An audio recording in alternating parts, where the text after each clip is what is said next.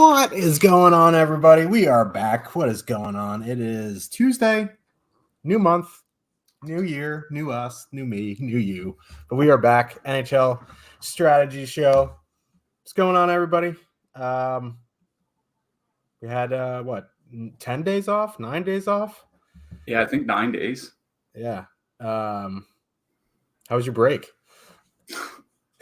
You know how you get some time off and you give yourself a list of stuff that you want to do with your time off that you can't get done otherwise? I don't know if I did a quarter of the list. You know what I mean? It's like wanting to start the spring cleaning, wanting to get some writing done, wanting to update some stuff on the back end for myself for projections and all that. And I did almost none of it. I played about 40 hours of video games in 5 days. So it's like I just wasted a lot of time. Good rest, but ready for the stretch run here. It's like, 10 weeks of the NHL left? 10 weeks this coming Thursday. So not really a lot of time. Like 10 weeks is probably, from the start of the season till the middle of December or whatever. So really getting crunch time. Lots of changes to lineups. 15 out of, I made this note in my article, 15 out of the 16 teams are returning from an extended absence of over a week. Colorado obviously played last night. We'll talk about them later. I'm wondering how much rust there's going to be. The Colorado, I thought, looked fine last night, but, Rangers played reasonably well. Jonathan Quick played really well. So maybe there won't be as much rust as we think. I'm not sure. Anyways, how was your break? Wasn't too bad. I had to recover. Everyone in my house got COVID. It is what it is. But recovered there. I was glad that we didn't have any shows. I probably, the last show that we did, I probably shouldn't have done it, but I did it anyway. And then I got some rest. Took me 5 days to get my voice fully back. That's why my UFC video was out a little late, but that's why I'm wearing my glasses, man. My eyes. I don't know what's happening with my eyes, but we're going to roll with the glasses for a little bit, but it was a good break. Watched any excuse to rewatch Harry Potter. Watched all the Harry Potters. Watched all the Hunger Games. Watched all the Twilights. I'm a Twilight slappy. You guys can make fun of me for it, but I fucking love those movies. I'm ready to get back into it, though. It wasn't like I was itching to play DFS. I'll play UFC DFS, MMA DFS all the time. That's just a weekly thing. But I have no interest in basketball.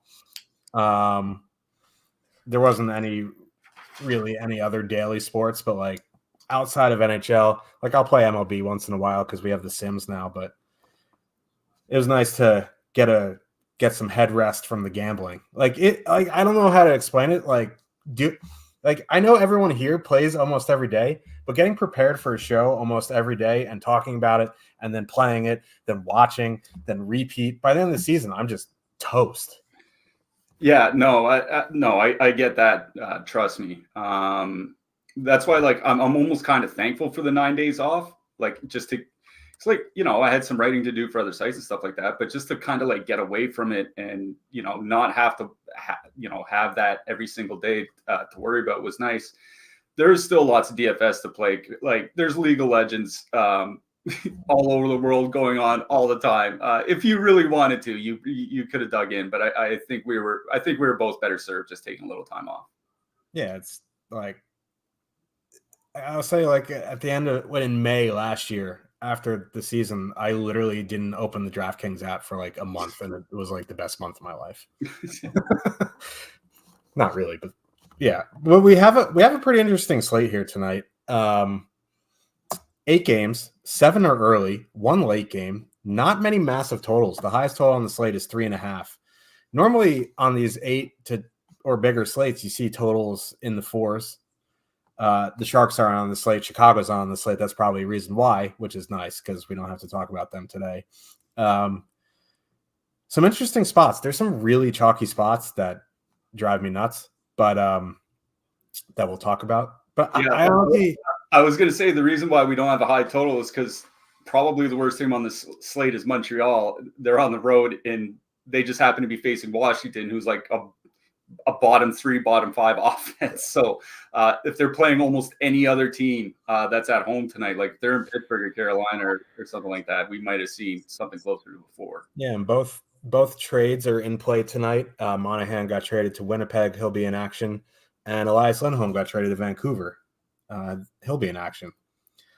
And for my Rangers, if that is the market for rentals, do not do that, man. Those are some expensive trades. Yeah, I mean, can't go too much further. Like, we do have to dig into the slate, but I think it's that they're both centers. Like, I know Lindholm's going to be playing on the wing, but he'll play quite a bit of center alongside Pettersson. Like, those are basically the only 2 centers that were known to be available, other than, like, you know, maybe Trevor Zegras gets moved or whatever. Like, after that, there's no one left. The rest are all wingers, defensemen, or maybe some goalies. So I think that's part of it. I don't think you'll see. I can't even, like, who would be going from Calgary? Like, if they trade, I was going to say Sharon Govich, but he's their top line center now. But if somebody like that goes, I think it'll be like a 3rd round pick or whatever. You won't see that for the rest of the middle 6 forwards that get traded. Yeah.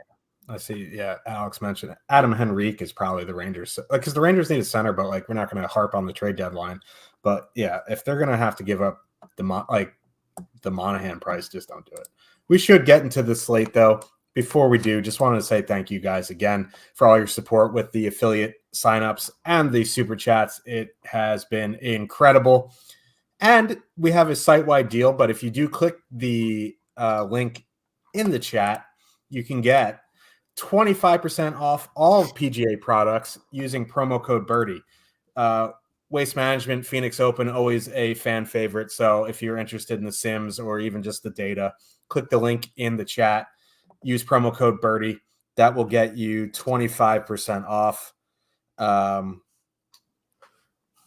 Yeah, but thank you guys again. Truly incredible, and we appreciate it. So let's start breaking down this slate. First game of the night, Vancouver with a 3 total heading into Carolina. The Hurricanes have a 3.4. I was honestly surprised that this game has a 6.5 and Pittsburgh Winnipeg has a 5.5. If they were flip-flopped, I wouldn't have batted an eye. So, and there's not too much ownership in this game. One of the filler lines, obviously, is, pretty negatively leveraged in Netchus, Bunting, and Jack Drury. It is what it is. Like, there's some expensive lines on the slate. You're going to find some negative, like any filler line that you like is probably going to be a little bit negative leverage. This is a fair bit of negative leverage. I think there's other spots that I prefer to that. Like, I know Carolina has a 3.4 and I know Carolina 1 is 14-3. I just don't love them.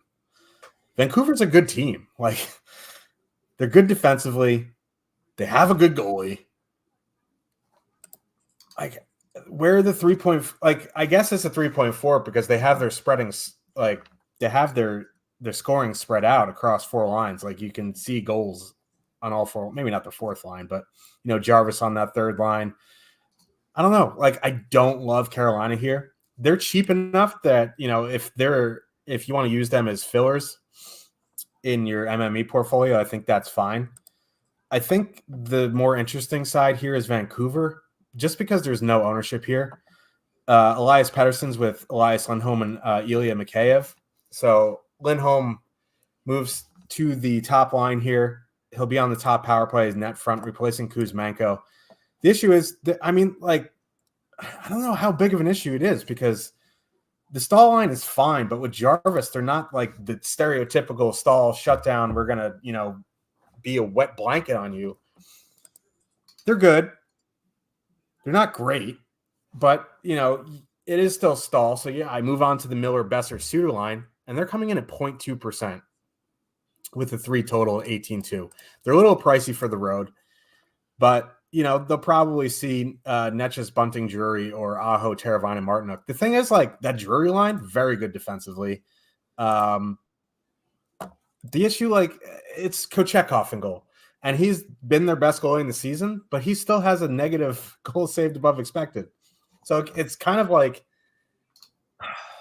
what do you do here? Like, I don't love this game, despite it being a 6.5, but I think you can have some stuff in your MME portfolio from either side just based on ownership and price.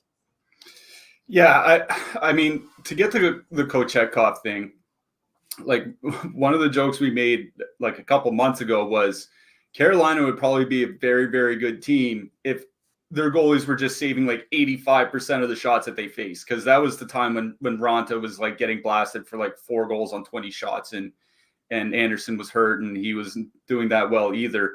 Like Kochetkov, yeah, like some of his, let's say like advanced goaltending metrics don't look good, but they don't need to be good on this team, right? Like literally he has a 900 save percentage.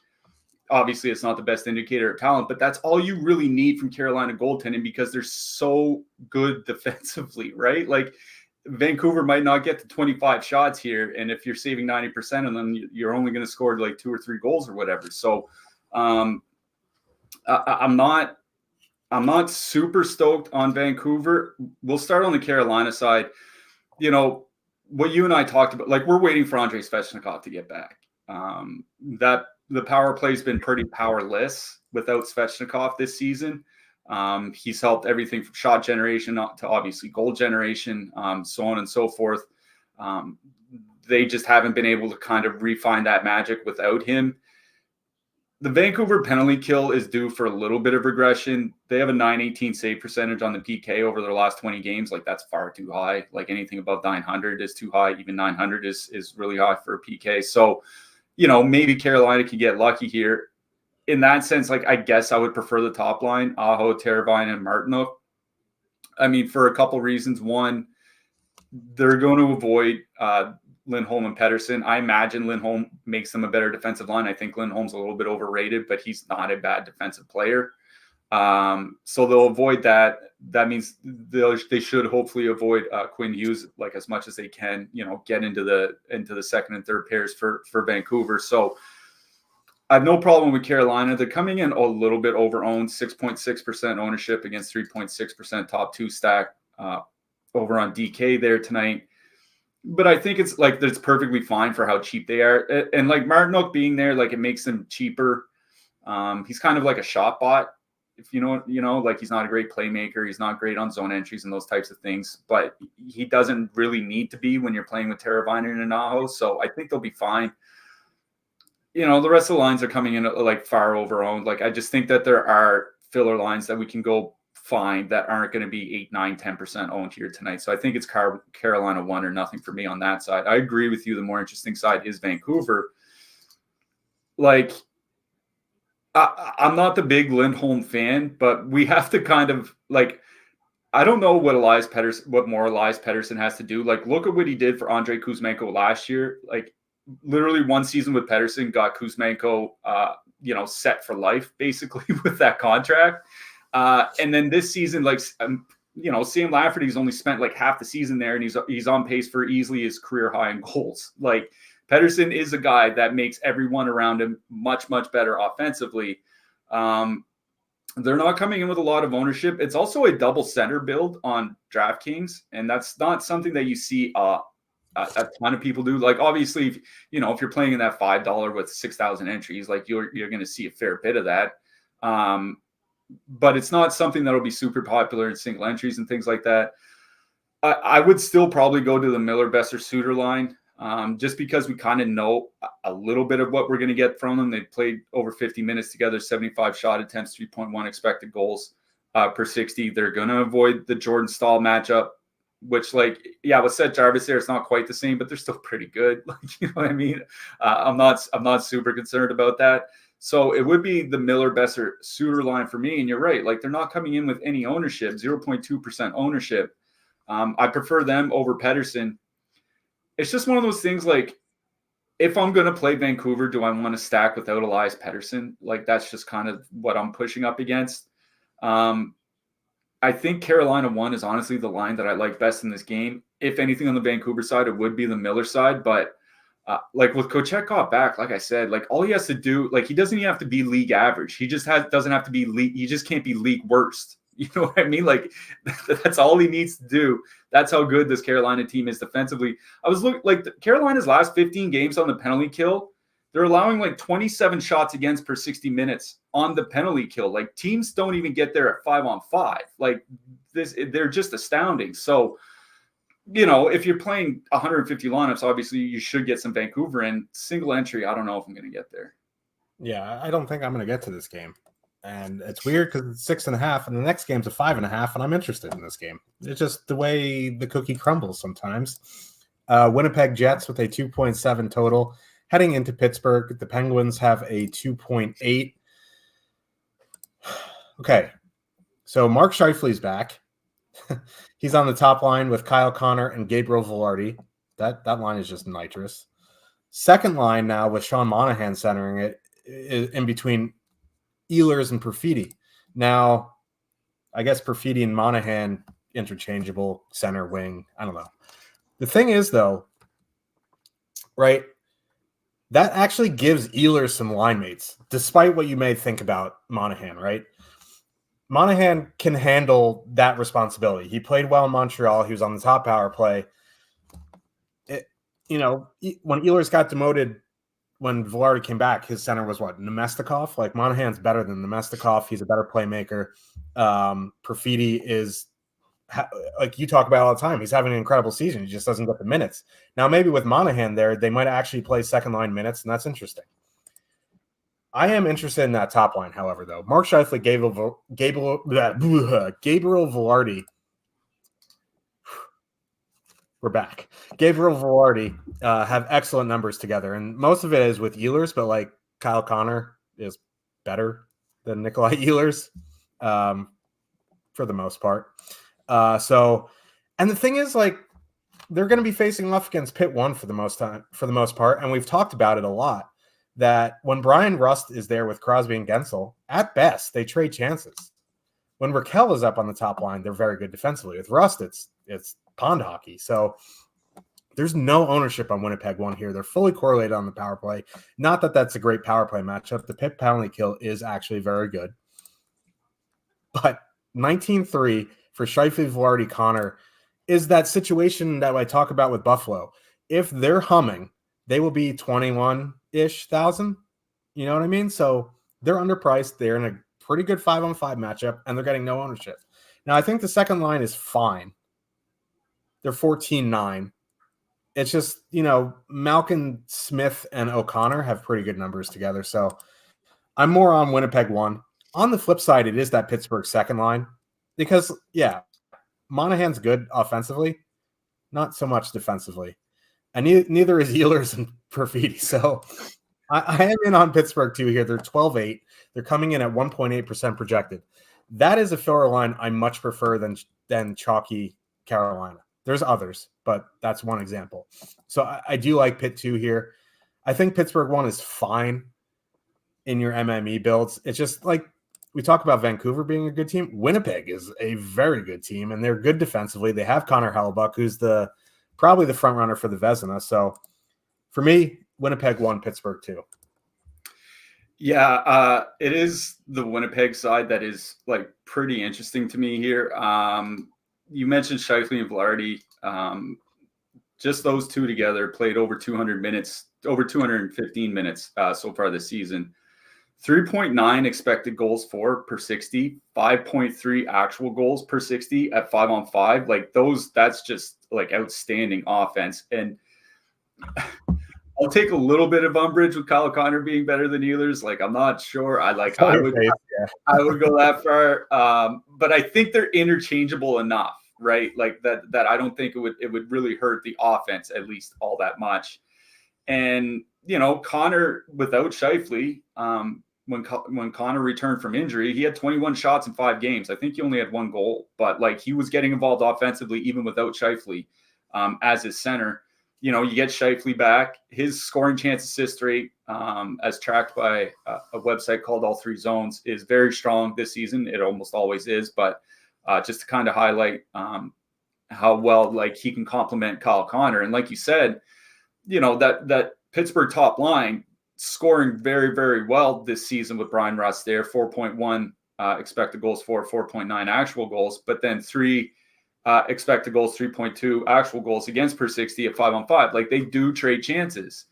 And, Pittsburgh does mix up their matching. Like they don't hard match Crosby against top lines. So, they could find themselves in some tougher matchups. But that's a pretty good offensive line that's, as you said, not coming in with any ownership. 1% projected ownership against 6.1% top two stack. I actually think they have the third best leverage of any line on DraftKings here tonight. Flowchart says tough matchup because, Pittsburgh has been good defensively, generally speaking, this season. The penalty kill, as you mentioned, very strong as well. But that Winnipeg line looks like it should be pretty good. They're not right at the top of my list, but they're definitely one of the lines, the top, premier lines that I am considering here tonight. As far as the second line goes, like, I've been trying to think of like what a comparable would be. And this might sound like a backhanded compliment, but I think Monahan is almost kind of like a more shooting version of Michael Granlund, if that kind of makes sense, where like he can help offensively, but he's pretty bad defensively. And, he'll score goals rather than make assists, which is what Granlund does. I think that's kind of what he brings. And honestly, that's probably what that line needs because Perfidi, like his shot rates aren't huge. Like Perfidi and Ehlers, regardless of the center that they've had this year, whether it's been Adam Lowry, whether it's been Nemesnikov, I think they even spent a few games with Scheifele, 2.9 goals per 60. That's good, but that's not great. And I don't know if they're really going to get that much more ice time. Like, I think what you're going to see Winnipeg do is the top line's going to get 20 minutes or whatever, like they normally get. And then the second and third lines are both going to get 15 minutes, give or take. Like maybe one gets 14, the other gets 16 or something like that.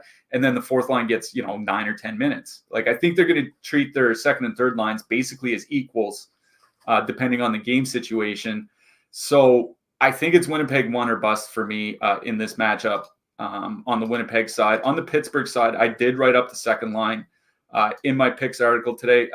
We're back, free to read over Stokastic.com. Just head on over to the NHL section. 85 minutes together for that Pittsburgh second line, 35 shots, 3.1 expected goals, and 3.6 actual goals per 60 minutes at 5-on-5. They're going to avoid the top line for the most part. They're going to get, the Monahan line. Like Monahan's just not a good defensive player. The third line has looked shaky defensively at times this year. I think it's a fine matchup for Pitt too. Like it is one of those fillers that I would kind of prefer going to rather than, we'll get to Washington later, like the Washingtons and Montreals and even Carolina second and third lines. It is one of those filler stacks that I do kind of, I am kind of leaning towards here tonight. But I think it's Winnipeg one that I like best in this game. Pittsburgh one is kind of interesting because they are a very good offensive line. But I was mentioning to you in Discord this morning, of the 31 goalies that have at least 1,300 minutes played, Connor Hellebuck is facing the second furthest shot distance at 5-on-5, and that speaks to how good the Winnipeg defense has been this season. Like, don't get me wrong, Hellebuck has been very good. I also think the Winnipeg defense has been underratedly excellent this season. And everybody's back, everybody's healthy, everybody's good to go. I'm not sure I would take the dive on Pitt one. I think I'd rather play Winnipeg one in this matchup. So Winnipeg one and Pittsburgh two for me. Yeah, I would much rather play Winnipeg one than the Vancouver lines here tonight. Just, for low. Yeah, I agree with that. Calgary Flames with a 2.6 total. Heading into Boston, the Bruins have a 3.4 total. Obviously, Elias Lindholm is now on the Vancouver Canucks. So top line center is now Yegor Sharangovich in between Jonathan Huberdeau and Andrei Kuzmenko. Not exactly sure who's going to shoot the puck on that line, but, I don't even know how Yegor Sharangovich is going to do at center because he was primarily a wing, even in his time in New Jersey. So, I don't know. But then they have Kadri Zari Pospisil and Coleman Backlund Mangiapane. Like, I don't know, man. Like, Calgary is one of those teams where they were starting to figure it out, and then they trade Lindholm, which was the right move, but they should have traded Huberdeau last year. They should have traded Weegar last year too. So, like, they're in flux here. They have these really bad contracts. Now they're trying to sell off some stuff. But now this top line's terrible. Like, I can't imagine Sharangovich, Huberdeau, Kuzmenko is going to be good. Like, they're three decent players, but they don't mesh well at all. Like, their games just don't make sense together. So I'm out there. Like I'm a big Kadri Zari Pospisil guy, but like this is a tough matchup, and the Flames have a 2.6 road total. How many 2.7s, 2.6s can I, tout on one slate? And I much prefer Winnipeg to Calgary here. Yeah, they're priced cheaper, but Boston's not super expensive, and they have a much higher total. Pastrnak, Zucker, James Van Riemsdyk, only 18K. Fully correlated. But, they're coming in with a lot of ownership. And I don't particularly love playing chalk Boston. Now, David Pastrnak, elite player. Matchup proof. One-offing David Pastrnak, always fine. Because, one-offing an elite winger is a little bit different than one-offing an elite center like Matthews, right? Pastrnak can get there by himself. If you're one-offing Matthews, someone's coming along for the ride. Like, Pastrnak could have, six shots on goal, 2 goals, and the rest of his line has 2 assists. You know what I mean? So David Pastrnak, completely fine to one-off.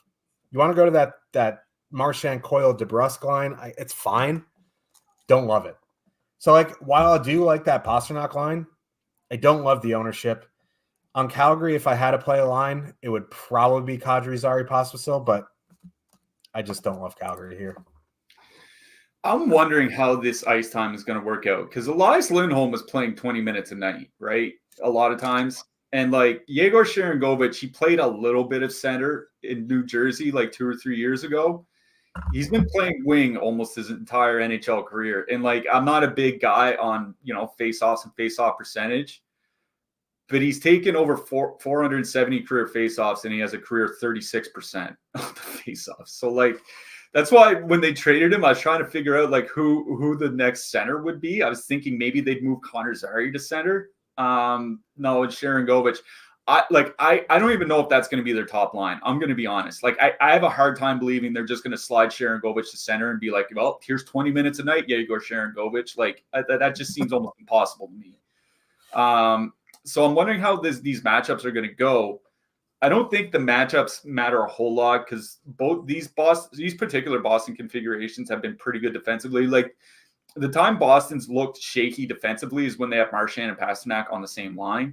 Now that they don't, they actually help balance out the defensive responsibilities for everyone else a little bit better. And it kind of sucks because I'm pretty sure that Sharangovich line is going to be bad defensively.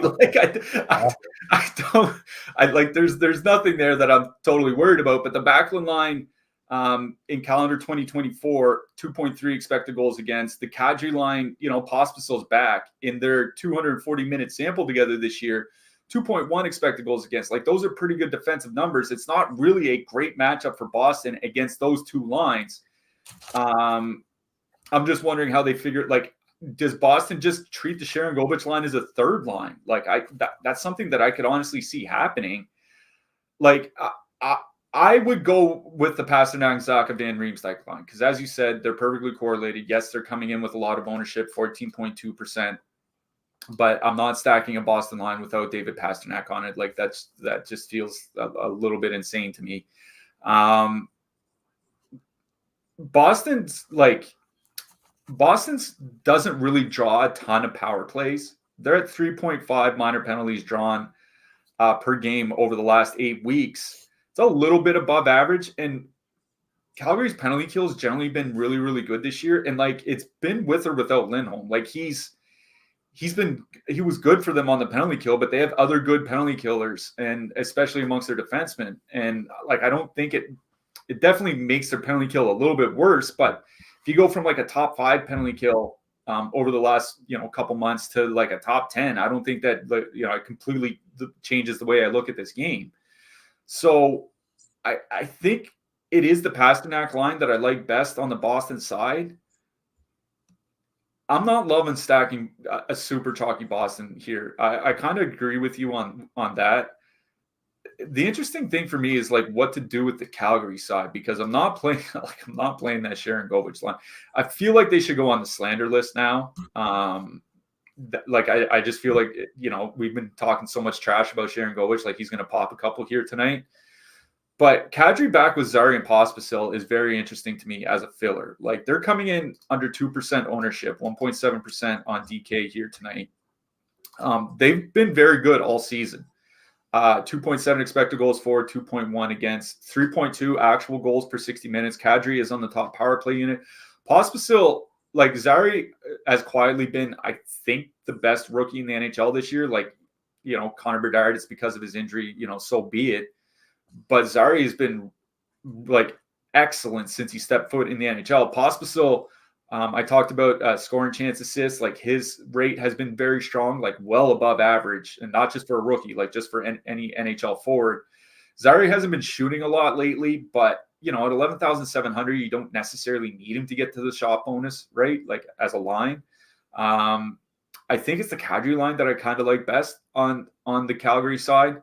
If you want to use them as a filler, I think the backline line is perfectly fine to use as a filler as well. I think that they're going to end up as the top line by minutes played, at least here tonight until they figure things out with Sharon Govich. So if we want to go with them, I think that's fine. Like Michael Backlund was averaging over 3.5 shots per game going back to January 1st. So like he's been firing the puck quite a bit. Blake Coleman's kind of quieted down a little bit, but he's had a really good season. So I think they're fun to use. But that Kadri line, like now that Pospisil is back, like I have interest in them again. So I think they're probably what I like best on the Calgary side. But yeah, it's the Pasternak line. But I'm going to be honest, I'm not super stoked about stacking either side here. But if anything, it would be the Pasternak line from Boston. Yeah, and just to further hammer home who's going to shoot on the Sharon Govich line, Sharon Govich in 49 games has 104 shots on goal. That's a little over 2 per game. In 48 games, Jonathan Huberdeau has 79 shots on goal. In 43 games, Andrei Kuzmenko has 63 shots on goal. And just for comparison, Elias Lindholm in 49 games had 131, which is like 2 2/3 a game, and which really isn't that much. And then you're dropping off a cliff. Like Huberdeau and Kuzmenko have as many combined as Elias Lindholm this season. No one's going to be shooting the puck. You know what it reminds me of? Remember that bit in The Simpsons where they're watching soccer and all the guys are doing is passing the ball back and forth on the defensive side, and it's just guys just running from one side to the other. That's kind of, it's like who's going to shoot the puck. Like I agree with you. Like I can't imagine that line's going to stay together for very long. But honestly, they don't have a ton of options. Yeah. If you're interested in going premium for NHL, you just click the link in the chat below. And you get access to the best NHL data and tools in the industry. You get player and ownership projections, top stacks tools, and line combinations. And you also get access to the premium Discord, which is always a good idea. Cliffy's article, always free to read on Tuesday, Thursday, Saturday, stokastic.com/NHL. This show, obviously, always free. But if you're looking to take your game to the next level, click the link in the chat. You get access to all the premium data that we show on the show, but you have it whenever you need it, and you get the Discord where there are tons of sharp players that will willing to help you. So click that link, sign up, and we'll see you in the Discord. Dallas Stars 3.5 total heading into Buffalo. The Skinny Swords have a 3 total. So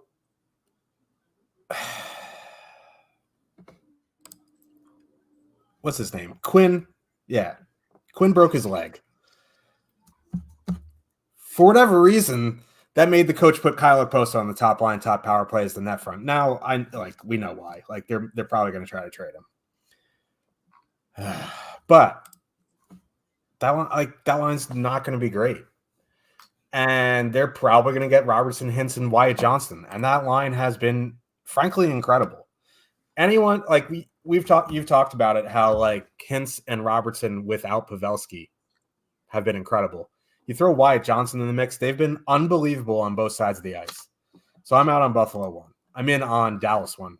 They're coming in at 10%, which is, it's okay. Their projected top 2 is 9.8. Their ownership's 10.1. That's much more palpable. I can't speak. To me, than Boston 2, like the Pasternak line, I mean. So I'm in on Dallas 1. The Buffalo depth is interesting to me, right? Because the Duchesne, Sagan, Marchment line, they're good, but they're not great defensively. They kind of trade chances. And then the Pavelski, Ben, Sam Steele line, like it's just not Pavelski is not a good defensive player at this point in his career. It just is what it is. So Middlestat, Greenway, 2, Tuck. Holy moly, I am a mess. 12,800, 3.8% projected ownership. That's another one of those lines I much prefer to the Washingtons, to the Montreals, to the Carolinas. I also don't mind Cousins, Peterka, Benson. Now, you don't have to play Benson here. He's 2,700. I don't mind leaving him in just because he's 2,700, but Cousins and Peterka have been very good. They're going to avoid the Robertson, Hintz, Wyatt Johnston matchup. So I'm in on the Buffalo depth here. On the Dallas side, Dallas one is easily my favorite, but I don't mind going back to the Duchesne, Sagan, Marchment line. We've been on them all season. The price is still the same. You might as well play him if you like him. Yeah, I mean, that Dallas top line, like you mentioned the numbers without Pavelski, they're up nearly 115 minutes this season without Pavelski on the top line. 97 shot attempts, 4.8 expected goals per 60 without Pavelski. And the numbers are even higher with Wyatt Johnston specifically on that line. Like, it's absolutely crazy how good they've been. It's why I wrote up Jason Robertson in the article. And the thing that I mentioned in the article about Jason Robertson is one of the issues with playing Dallas at times this season is a lack of ice time. Like, there are nights where Robertson and Hintz and those guys get like 15, 16 minutes of ice time. What I mentioned is that Robertson had 5 points and 20 shots in 5 games heading into the break, and he passed the 20-minute mark in 3 of those 5 games. Like, they were leaning on that top line more. You know, if he's playing 20 minutes and Hintz is at like 18 or 19, and then, you know, Johnston's at like 17 or whatever, that's a lot different than, you know, 2 guys at 16 to 17 and 1 at 15. Like, it is a significant difference. And the Buffalo top line without Alex Tuch there has been pretty bad defensively. 3.3 expected goals against per 60. I don't think that's a big surprise to anybody. Like, Thompson and Skinner aren't the best defensive players in the league. So it makes me wonder if like maybe they're going to get away from that matchup, but then it's like who do you go to? Like, it would probably have to be the middle stat line. But you know, how that all works out, I guess we'll find out. But like, I have no interest in that Buffalo top line. It's the Tuch, Middlestat, Greenway line that I specifically had interest in. Like, if people want to go play the Cousins line, like, no issues with that. But Tuch, Middlestat, and Greenway are all slated to skate the second power play unit together. And one thing I noticed is, like, over Buffalo's last handful of games, they've basically gone to a 60-40 split for their power play time. And the way that these are set up now, I'm wondering if that doesn't even get closer to like 50-50. It's something which, like, Dallas has honestly been doing quite a bit this season, to be honest. And Tuch and Middlestat have been excellent together this season. 3.1 expected goals, 4.1 actual goals per 60 minutes at 5-on-5. You know, Middlestat and Greenway aren't big shooters, but like, that line's not all that expensive. 12,800, ownership under 4%. Like, you don't need, like, it's kind of like what we talked about with Pittsburgh, or what we talked about with Calgary. That, like, they don't need, you know, shot bonuses across the board or something like that to really hit value. Like, you know, Jordan Greenway gets like three shots and an assist or something, like, you're kind of fine with it. So I really like that Tuch Middlestat line. Like, Middlestat, like, you and I rave about him. Like, this is a guy I've come around on him more than almost any other player over the last decade. It's crazy how good that guy is now. I think Alex Tuch, you know, he's very underrated. I don't think they're going to get a ton of top line matching. They'll get some. But once you get in those second and third lines from Dallas, I think they can be had. Like, the Dallas goaltending really honestly hasn't been that great either. I really like the Tuch Middlestat line as a filler line, Tuch Middlestat Greenway. I would definitely just play all 3 because they're all in the same power play unit together. So Tuch Middlestat Greenway for me on that side. On the Dallas side, I think it's the top line. It's like, you know, play the good line. Like, they're the best line. It's crazy how good they've been together. There's no real matchup on the Buffalo side that I'm worried about. The only thing that kind of sucks is, like, Dallas really isn't drawing a lot of power plays. They're at 2.7 power play or minor penalties drawn per game over the last 2 months. Like, that's near the bottom of the league. Like, we're talking Seattle Kraken territory. And when you're splitting power play time on top of that, it doesn't give them a lot of power play time. That's one of the issues, but they're also not that expensive. So I really do like the Dallas top line here, but I also don't like, I kind of like that Middlestat Tuck Greenway line. Like they're grading out reasonably well, and they're not coming in with a ton of ownership, compared to like Washington that we'll get to later as a filler line goes. Can't wait to get to Washington. But yeah, no, I agree with you. I like this game a lot. Game that I'm a little on the fence about. Let's talk about Philadelphia Flyers. The 2.5 total heading into Florida. Panthers 3.5 total. So Sam Reinhart back with Barkov and Rodriguez. Thank you. I like these coaches heading up to the All-Star break. We're just losing their minds. Like, I don't know what they were doing, but glad to see Reinhart, Barkov, and Rodriguez back together. That line is nasty. They will be getting Tippett, Couturier, Atkinson. That's still a pretty tough matchup. Like, it's Couturier. It's once you get past them, right? We talk about how Noah Cates, you want to avoid the Cates line as well. The second line doesn't have Cates. It's Frost, Farabee, Konechny. They're not great defensively. Their numbers have kind of fallen off. Bennett, Verhaeghe, Tkachuk coming in with positive leverage at $19,200, $100 more than Winnipeg won. They're at home. You get Verhaeghe and Tkachuk on the top power play. Now, Flyers penalty kill is still very good. They do have to go with Ersson now, obviously. So that's a little bit of a downgrade despite, Ersson having a pretty good season. I like Florida 2 here. With the positive leverage, I am going to be considering them in my single entry. I don't know if I'm going to get there, but they're definitely in consideration. The Barkov line is more of MME just because of the matchup. You are getting them at a third of the ownership discount for $100 less, but again, you are going into Couturier and the top pairs there. On the Flyer side, like facing the Barkov line is just not fun. Like it's one of the best lines in the NHL. Like honestly, that's not really hyperbole. So I don't have a ton of interest in the Couturier line, especially where they're coming in with more ownership than I thought they would. They have a 6.1 top two stack percentage and 5.8% ownership in single entry. It's a fairly easy fade in MME. If you get them in your mix, it's fine. You want to go to that second line, Farabee, Frost, Konechny. Any line with Konechny, I'll have some interest in. He's one of those guys I'd one off. I don't know if I'd full stack that line. I think, Konechny one off is fine. But for me, this is a Florida 2 game.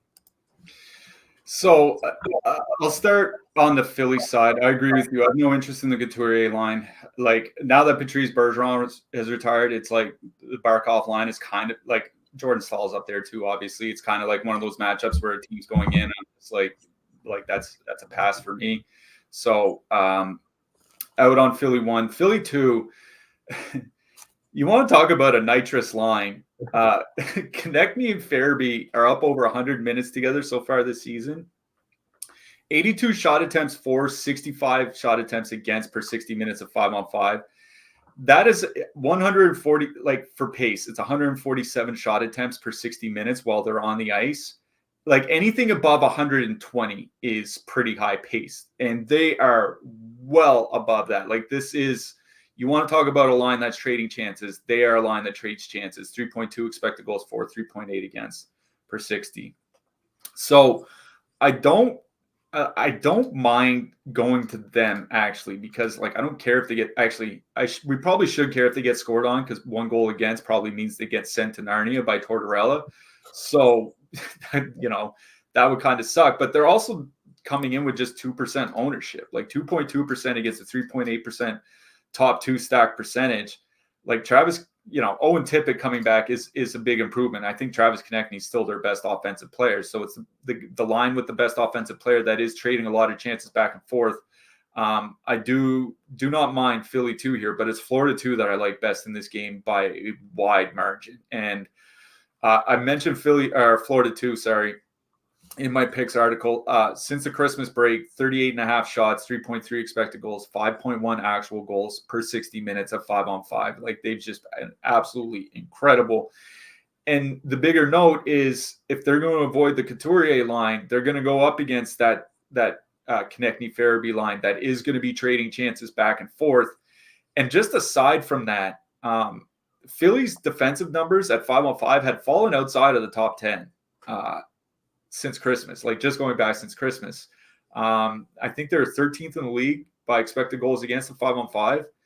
And, Florida does, the Flyers penalty kill is still good, but Florida gets a lot of power plays, right? Drawing 3.9 minor penalties per game. And Philly is above average in taking at 3.6. Like, the league average is around 3.4. They're at 3.6 over the last couple months. So Florida might get, at least 3, 4, maybe 5 power play opportunities here tonight. You get Tkachuk and Verhaeghe both on that top power play unit. Florida, like I said, drawing a ton of power play opportunities. The Philly PK not been as, still good, but not as good as it was earlier in the season. Like, you're seeing the defensive cracks kind of starting to show in this team. I really like Florida too. They're one of my favorite lines on the entire slate here tonight. They're not coming in with a tremendous amount of ownership, which is always nice to see. 9.6% against a 12.5% top 2 stack percentage. Obviously, Florida won, coming with a lot lower ownership, as they always do. I just think the 5-on-5 matchup is just much, much better for Florida too. And I'm willing to, just take a 10% line. 10% on an 8-game slate for my main stack is not a big deal. So Florida 2, one of my top 3 stacks here on the night. We'll get it to a couple others later, but I really do like them here. Yeah. I mean, hard not to like them any night, but this is a pretty good matchup. Okay, let's talk about the sinkhole that I wish this game would fall into. Montreal Canadiens with a 2.6 total heading into Washington. The Capitals have a 3 total. God, I hate the Caps. Like, I've been playing DFS, NHL DFS probably for 8, 9, 10 years now. I don't think I've ever won a GPP with the Caps. So, all right, let's break this down. Kuznetsov's in he went into the player assistance program. Hopefully he gets the help he needs. Obviously, Sean Monahan got traded. So with Gallagher suspended still, the Habs are probably going to go 11-7. The thing is, like, without Monahan, it's still the same bad defensive team, right? Like, whoever replaces him is probably the same level of suck as Monahan. So, like, I don't think it changes anything.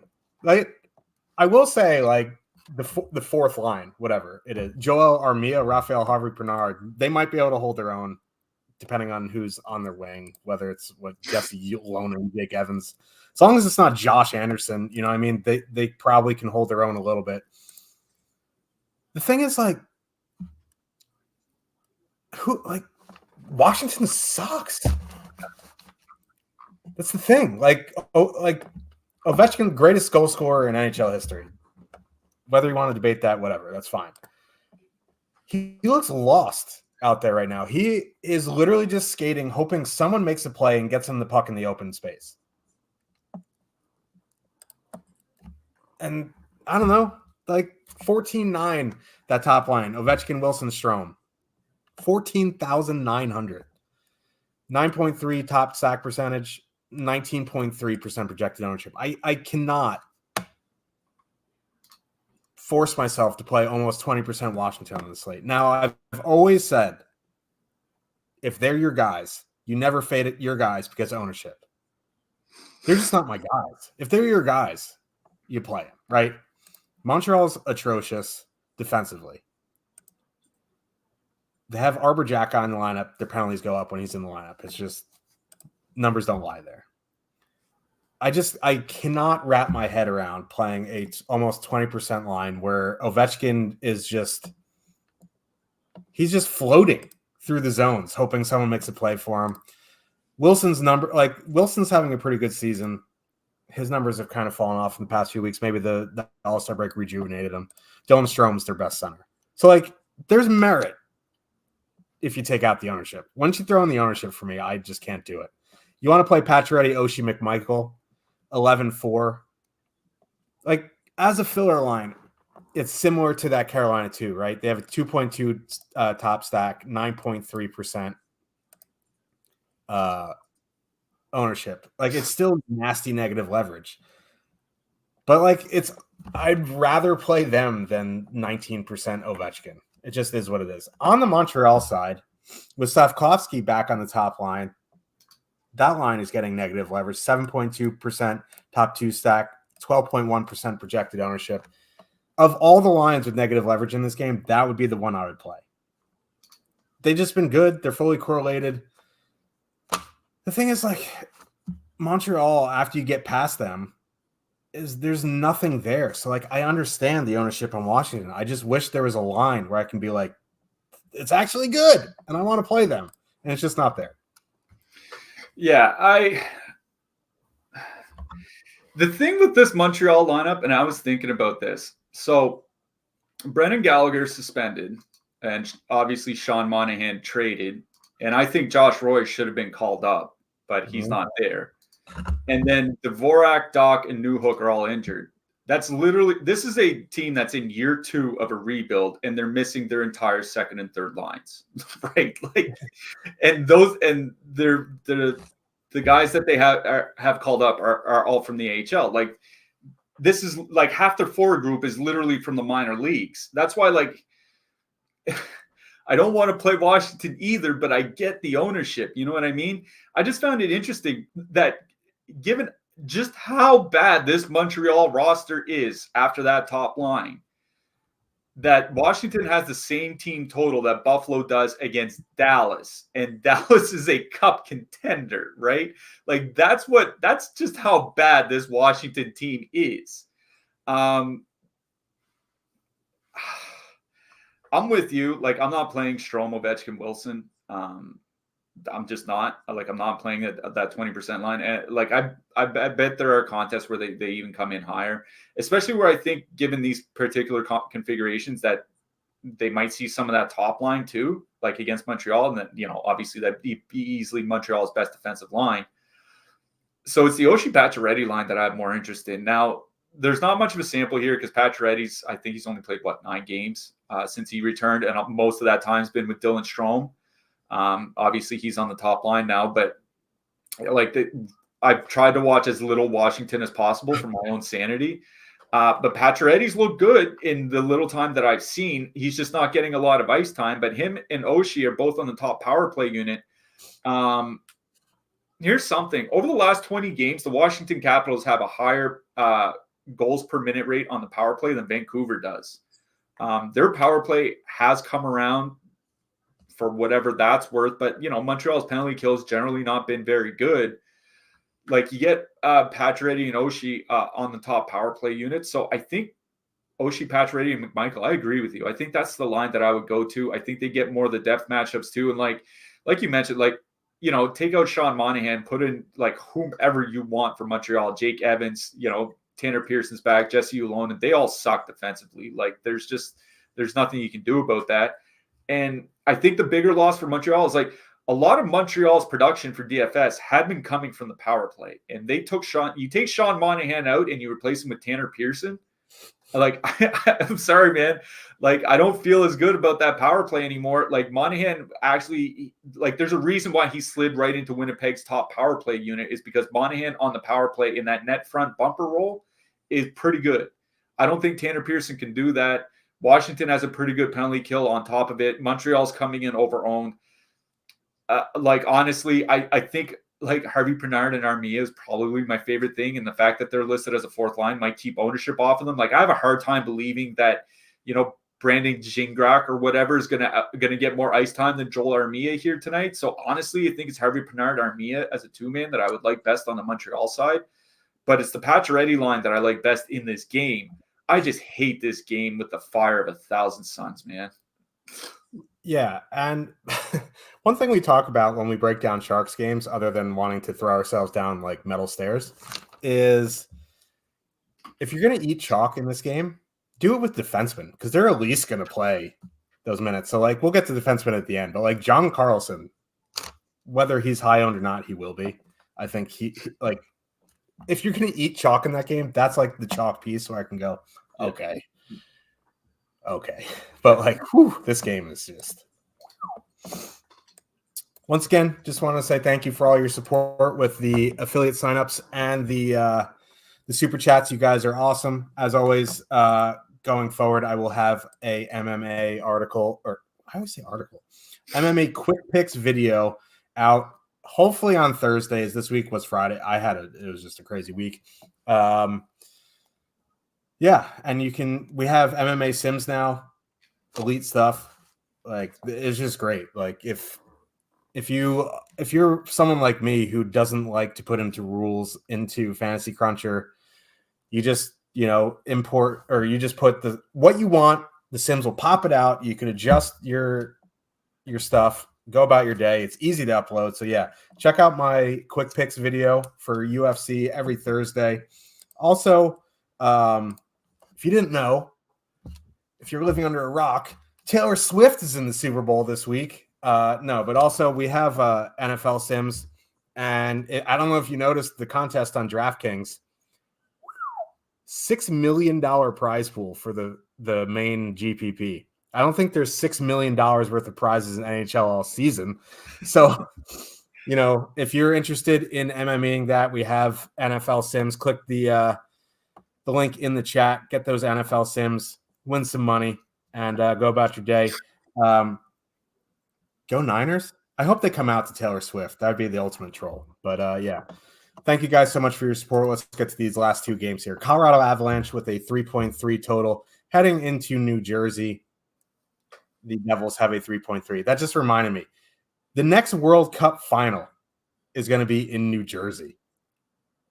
Could you imagine, like, it's in MetLife Stadium in East Rutherford, New Jersey. Like, could you imagine? Like, I don't even know who's going to be like elite then, but like, I don't know. Like, could you imagine like Germany flying into New Jersey and be like, "What the fuck is this shithole?" Like, I can't believe the World Cup final is going to be in New Jersey. I can't wait because I'm definitely going to go. But holy crap! Anyway, Avalanche lost last night to my Rangers. Honestly, Quick played out of his mind yesterday. Like, if Avalanche won like 4-1. That wouldn't have batted an eye. Like, Quick was insane last night. That being said, Devils goaltending hasn't been insane at all this season.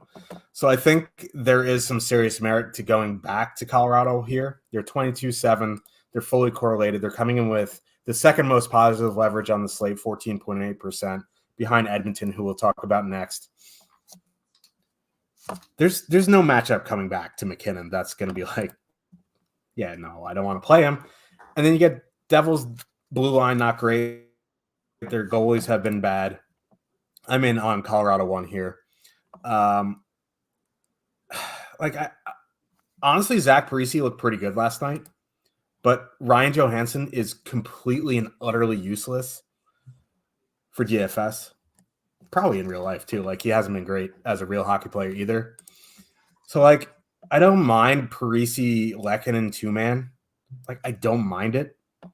But, like, there's no play driver there with Johansson. So, like, if I just don't love the configuration there. I do like the Colton O'Connor Wood line. They are coming with some negative leverage, but they're 10-2 to full stack. I don't even think you need a full stack. You do like a O'Connor Colton or O'Connor Wood, something like that. Every game's a Parise revenge game. That dude, we won't get into it. But yeah, I'm in on Colorado here, despite it being back-to-back on the road. They just had a break, so they're professionals. It's not like they're playing 6 and 8. They've had a week off. I'm in on Colorado. On the Devils side, it's interesting because I don't know if they're going to go Georgiev back-to-back. And didn't they just release Prosvetov? So, like, I don't even know who their backup is. It's Annunen, I think. Oh yeah, Justice and Noonan or whatever. Whatever, replacement level goalie. The thing is, like, Hischier, Bratt, Palat coming in with negative leverage, and they're going to see a fair bit of McKinnon, Rantanen, and Drouin. I'm like, yeah, they're not great with Drouin there, but like negative leverage, Nico Hischier going into McKinnon, no thank you. So then you're getting into Mercer, Toffoli, Haula. I'm like, yeah, we've talked about Mercer, but like they're going to get either that Wood matchup, the Colton matchup, or the Johansson matchup, and that's winnable. You know what I mean? Like, so like if anything, it'd be Mercer, Haula, Toffoli, or like one-offing Timo with Lazar and Bastian. Like these lines are just atrocious. So this is a Colorado game for me. So that New Jersey top line is kind of interesting to me. Like, yes, they are coming in with negative leverage, but if you look at the line salaries for tonight, like there are a handful of lines in that 15K-ish range on DraftKings. And there's quite a few of them that are coming in over leverage. We just talked about the Montreal top line. That's one of them. The Washington top line, obviously, that's another one of them. Carolina, we talked about earlier in the show. That's another one. And then there's this New Jersey one. Like they're all coming in with reasonable amounts of negative leverage. And it's like, if you're going to play one of them, which one are you going to play? I'm going to be honest, it would probably be this New Jersey line.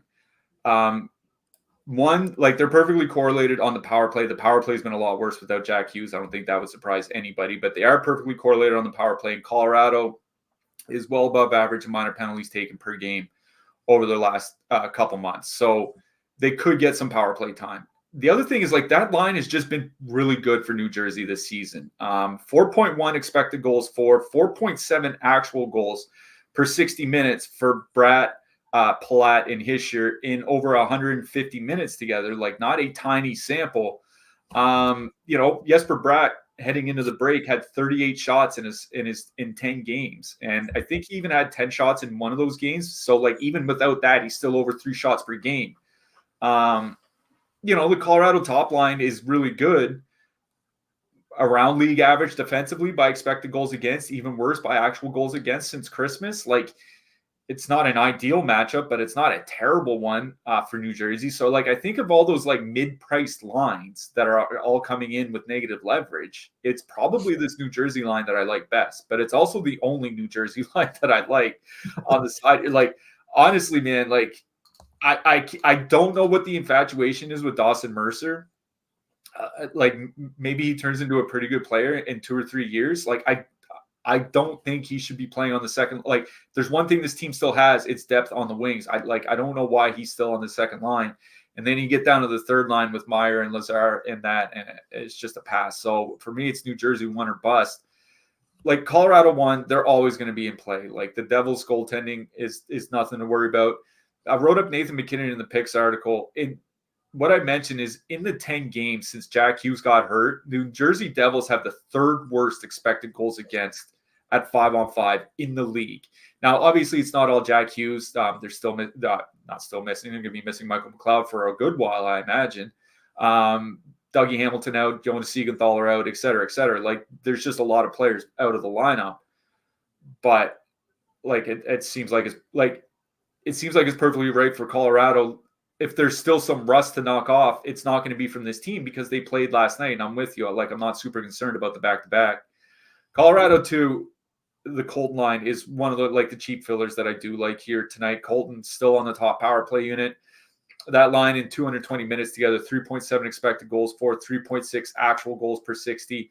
I have a feeling they're going to tear apart the middle six of New Jersey. The question is, can they be a top 2 stack or, even like a top 5 or top 6 stack considering their price without Nathan McKinnon going off, without Mikko Rantanen going off, so on and so forth. Like that's kind of the issue that I'm running up against, but I don't mind Colorado 2 here, but I honestly think it's New Jersey. And obviously I love Colorado 1. They're one of my top 3 lines. I think they should be a top 3 line for anybody here tonight, but I honestly don't mind New Jersey 1 as one of those mid-priced lines that are all coming in over-owned. Yeah, that's a fair point. Like the way I think I'm going to be building tonight, I'm not going to really be in that range, but I do agree that if I am in that range, it's definitely going to be that Devils line compared to some of these other lines. Yeah. Let's get to the Oilers. Edmonton Oilers with a 3.3 total heading into Vegas. The Golden Knights have a 2.8 total. Now, this is the only late game on the slate, which is nice. So if, I'm dead before then, I can just go to sleep. I won't go to sleep, but I could. We did get lines, by the way. They were announced after we got on the air. They're leaving the top six as they were, and they're just putting Karlsson in on the third line. And they also mentioned something about Ronbjerg being moved up to the third line with Karlsson to use, I think the quote was against the top Edmonton Oilers scorers. I can't imagine they're going to go out against McDavid. Maybe it's just the Draisaitl line, but it looks like Karlsson's going to get some top six matchups from the third line spot. Okay. Maybe the top line, though, because are they going to send out Stevenson Stone against McDavid? I hope not, or else man, that could be a bad night for them. That line in 103 minutes this season, 17 high danger chances against per 60, 3.51 expected goals against per 60, 3.5 actual goals against. Like, me, you, and Haas can run over that line. I mean, I can't really run, but we can do it. If Edmonton sees that matchup, they're going to run them over. And the thing is, right, we've talked about, I was like pleading with Colorado to take Nichushkin off the top line for a little bit to get a breather on the price. They took Nugent Hopkins off the line for a week, and now they're only 23-2. Like, with Draisaitl there, they would be like half your salary. So, like, if they send Stevenson Stone out, that is just an egregiously good matchup for Edmonton one. If they send out the Barbashev-Marchessault line, it's still a pretty good matchup. Like, they're better defensively, but they have 2.74 expected goals against per 60. That's the worst in league average. And it's McDavid coming back the other way. The thing is, like, McDavid plays so much, he's going to see everybody. Yeah. And they're 23-2.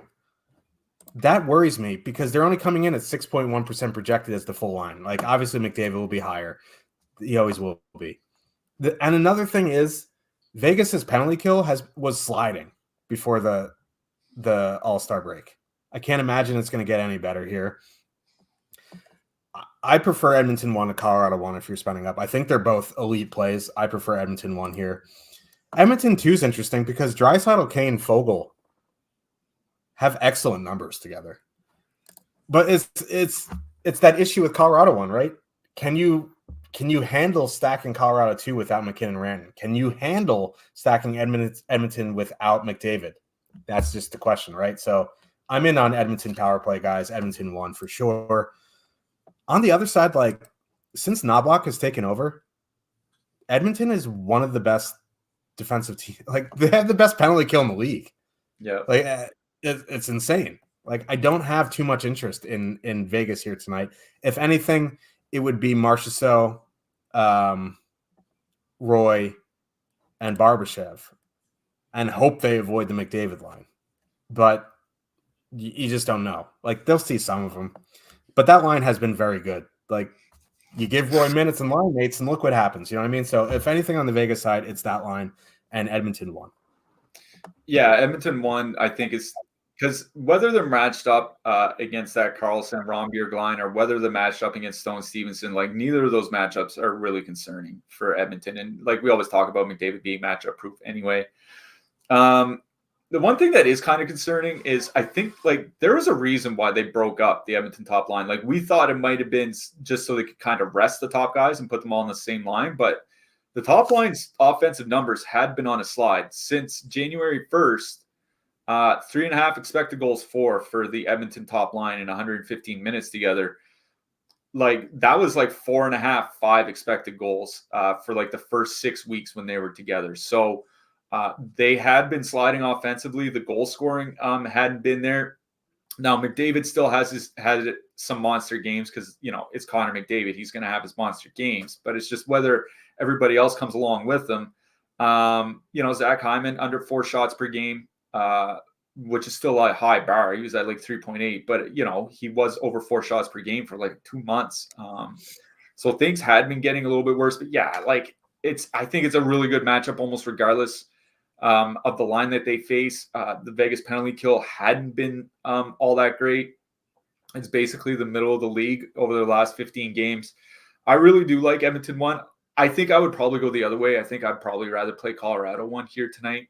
A little bit less concern of rust coming off such an extended break or whatever. But these are the top 2 lines that I have on the slate. Like, I think everybody would have the same thing. So I really do like Edmonton 1. On the Vegas side, I agree with you. It's the Marchessault line. Like, they had been really good together. I think they're keeping them together for very good reason. 3.3 expected goals, 6.3 actual goals per 60 minutes for Roy Marchessault and Barbashev. Probably not going to come in very highly owned either. And this isn't a spot. It's not a great power play spot for Vegas.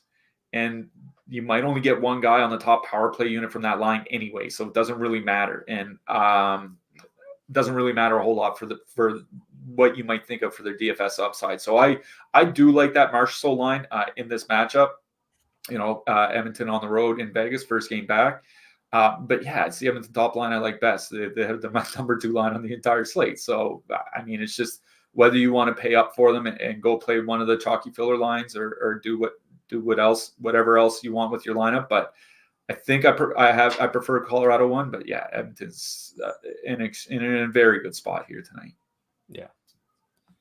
I mean, yeah, we could argue till we're blue in the teeth who's the better play, Colorado or Edmonton. Like, we'll find out at some point.